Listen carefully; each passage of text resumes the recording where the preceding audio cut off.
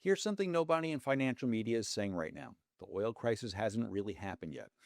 I know that sounds crazy, right? Prices have already spiked, markets sold off, everyone panicked. But here's the thing: oil tankers take weeks to cross the ocean, right? The ships that were loaded before the conflict broke or are still at sea, the real supply crunch is literally still in transit. Investors only reacted to the headlines, they haven't reacted to the looming reality. That gap is where investors get hurt.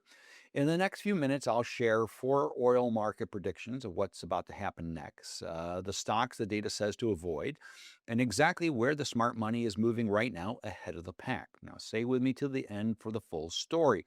By the way, I'm Steve Reitmeister. I have over 40 years of investing experience. I'm the former editor-in-chief of Zacks.com and now a partner at WallStreetZen.com, where I help build a quantitative rating system designed to help everyday investors find quality stocks without all the noise and nonsense.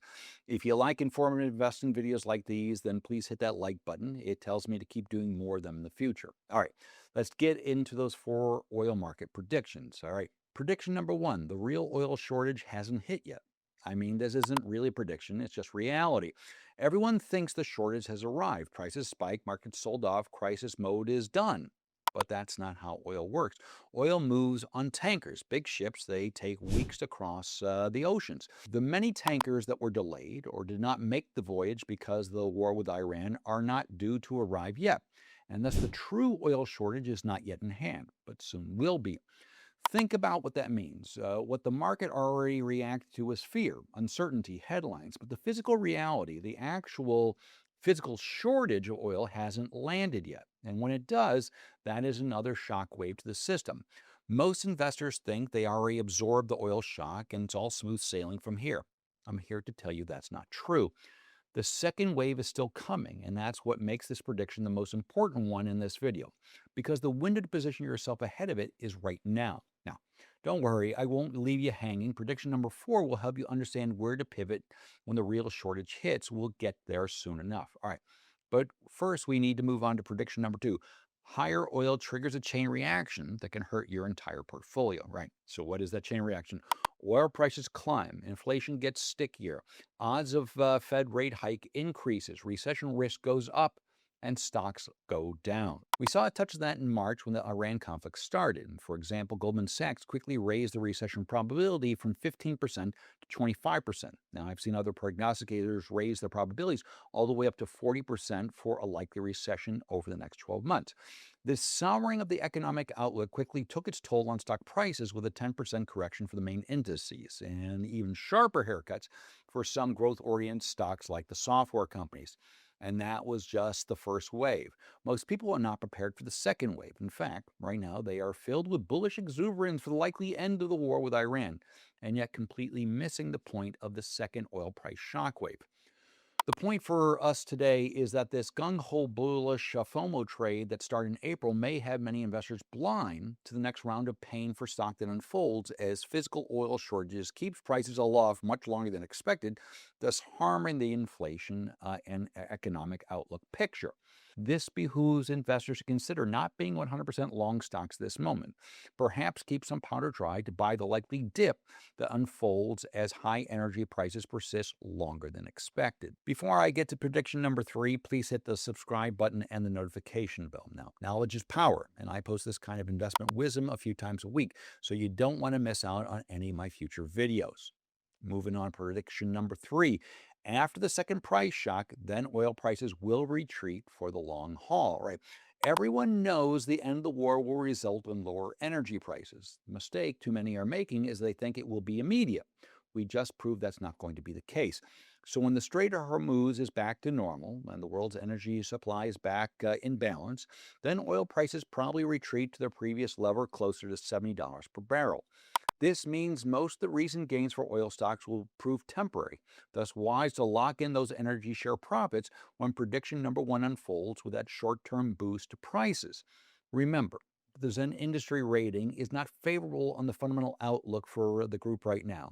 We are talking about a sad and lowly D grade for the oil and gas group and an even more pathetic F grade, the lowest grade we give to oil drillers. I strongly suggest underweighting oil stocks when this is all said and done, or perhaps staying away from the group altogether, given the low odds of success. Gladly, there are stronger opportunities for investors elsewhere, and that's exactly what Prediction 4 is about, plus what I'm about to share with you right now. But when you boil it all down, the company is still a key supplier in several high-growth industries that portends well for future growth and share price gains. Now, before we move on, if you're liking this video so far, please subscribe and tap the notification bell. That's the best way to see our next videos immediately after they get released. Now, okay, on to the fourth and final prediction. The smart money isn't in oil right now, but the data shows exactly where to look instead. Rotation number one for investors is into gold. Now, consider, why did gold go down when the war with Iran started?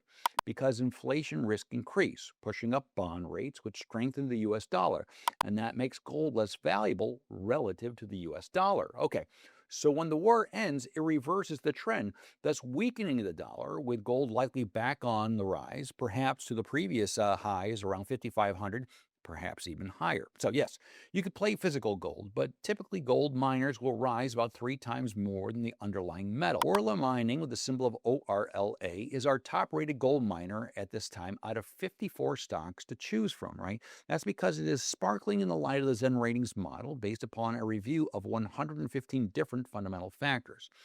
Orla is A-rated overall, with considerable strength in key areas like growth, financials, and sentiment. Plain and simple, Orla is the pick of the gold litter. Rotation number two, memory for AI. This is where the real opportunity is hiding in plain sight. What most people are missing is AI isn't just about software. It needs physical infrastructure, data centers, processing power, and memory chips. And that build out is just getting started. Now, we're talking about a multi-year demand story that has to be supplied by a small group of companies that know how to make this stuff at scale. Now, I see two of them as stellar investments at this time. First up, we're talking about Micron, the US-based leader in memory chips.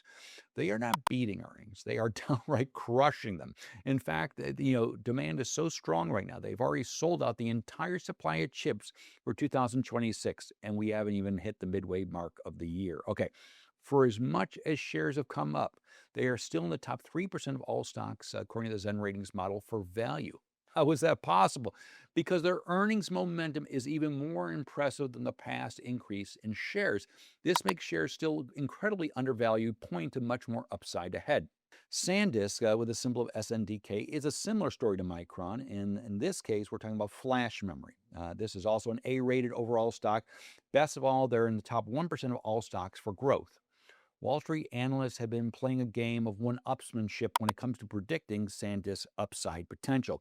The most exciting of which was the analyst from Bernstein, who sees 1,200 as the low end of where shares end up. And then he said he's going to show you how it could get to $3,000 under the right conditions. Now, that's pretty impressive for shares that are trading under 1,000. Now, let's bring this conversation full circle. The oil headlines are dominating financial media right now. Everyone is watching crude prices tick up and down by the hour. However, the investors who win in moments like these are the ones who look past the noise towards what the real data tells them about the best opportunities. That is precisely what the Zen Ratings helps us do. Let the computers do the heavy lifting to find the fundamentally most attractive stocks in any market environment. Now, I want you to know that Orla, Micron, and SanDisk are just three standout names to consider right now. And by the way, all three of those stocks are in my Zen investor portfolio. That is where I combine the benefit of the Zen Ratings model with my greater than 40 years of investing experience. This newsletter helps investors make sense of the market by focusing on my top 20 hand-picked stocks for the long haul. Okay, those are some of my takes on the near-term outlook for oil and the overall stock market. Do you agree, or do you think I totally missed the mark?